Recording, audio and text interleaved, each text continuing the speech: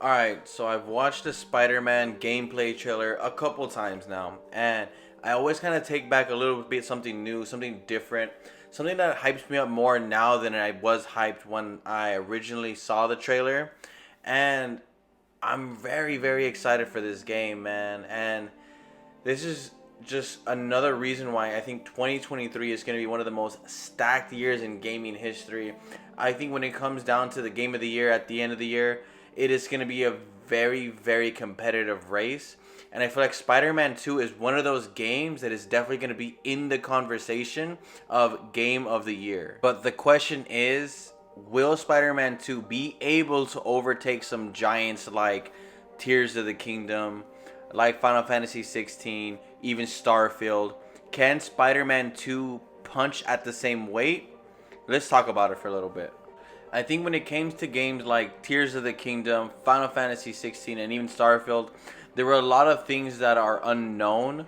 There's still things that like we get the idea, right? Like Final Fantasy 16, it's a Devil May Cry style Final Fantasy game, which I can imagine it, but I don't think until I actually play it will I fully understand it. And even with Tears of the Kingdom, even when we saw a lot of the gameplay, when we saw a lot of what made it different, it was definitely not until the moment that I actually started playing the game where I really truly understood what made it different. And I feel like this is where Spider-Man is going to be the most predictable.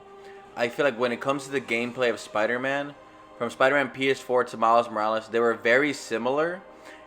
Obviously, the Miles Morales one took steps to make the gameplay better, from combat to exploration to how fast you're able to swing, a lot of different maneuvers and tricks that they added in. And looking at this gameplay, it looks like they're doing the same thing, right? Like they're taking what they built back on the PlayStation 4 with the original Spider-Man game, and they're adding onto it with things like how fast he was able to swing, a lot of the different effects, a lot of obviously the new Venom skills that he's gonna acquire. They're definitely taking it to the next level with Spider-Man, and I definitely think there's something to be said about how cinematic the combat is, especially with the final fights from this first Spider-Man game to like Miles Morales. Those fight scenes, those boss fight scenes were so cinematic, and it just felt like I was watching like a Sam Raimi Spider-Man movie. It just felt so amazing. I think when we get the game, there's not gonna be that initial shock factor of like, wow, this is so different. I think it's going to be definitely more like this is more of the same but better, which is exactly what I want for my Spider-Man game. Obviously, they kind of perfected it back on the PlayStation 4 and they built on it with Miles Morales, and I'm looking for them to build on it again. The thing where I feel like it's going to help Spider-Man 2 stand out amongst the crowd of other games that are releasing this year is kind of the aesthetic, the vibe, the like whole setting of New York City is something magical that they kind of created and that they kind of harness into this game. Because, yes, it's a fictional game, right? Spider Man is a superhero that doesn't exist, and he's doing these things that are spectacular and that everyone can do. And it's something that's acknowledged in this world. All the NPCs, all the villains, everyone knows that Spider Man is someone spectacular who can do things that are unbelievable and that humans in this world can't do.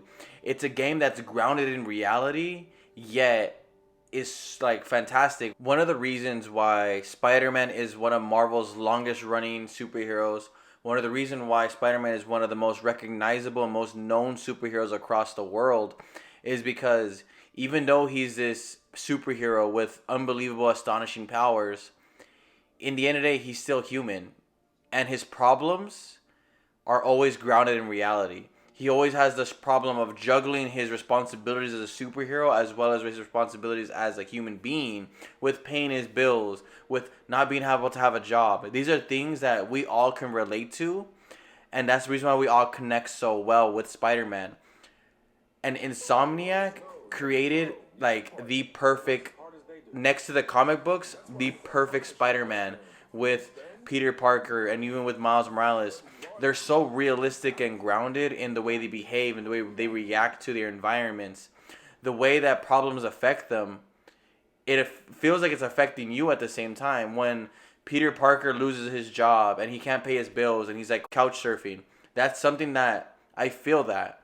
Or when Miles Morales is having his internal struggles with having to grow up the rest of his childhood without his father and trying to fill that void and protect his mother.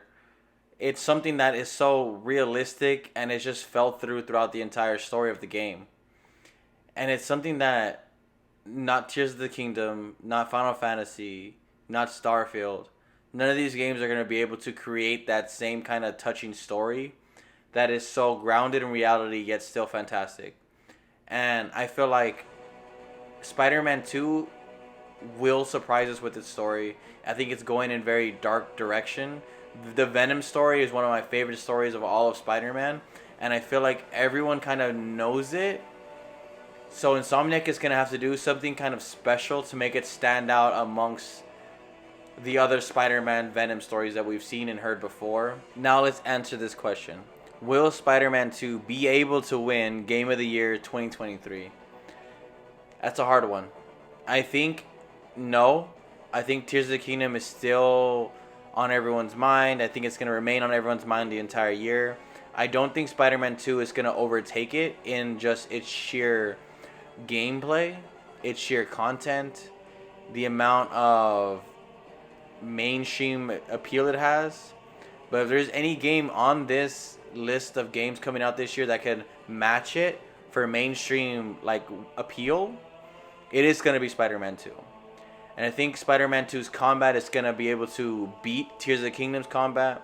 I think it is going to have great exploration when you explore New York City, and hopefully they open up New York City to more than just Manhattan, and they open it up to like being able to explore more of Harlem, being able to explore more of Queens.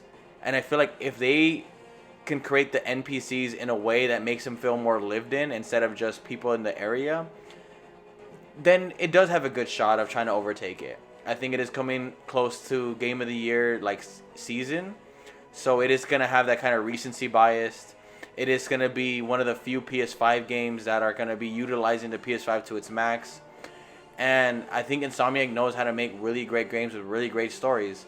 And no, again, still no, I don't think it's gonna beat Tears of the Kingdom, but I think if any game does have the opportunity to beat Tears of the Kingdom, it is gonna be Spider-Man 2. Whether it beats Tears of the Kingdom or whether it doesn't, it's definitely going to be a great game. And I feel like if this was any other year, this would have been a landslide victory for a game like Spider-Man 2. But stacking up against some of the games that are coming out now, it is definitely going to be a harder game to win. But overall, those are my final thoughts. Let me know down below what you guys think. Do me a favor and like the video if you guys enjoyed the video. Please consider subscribing as it does help me out tons. And with that, I'll see you guys on the next video.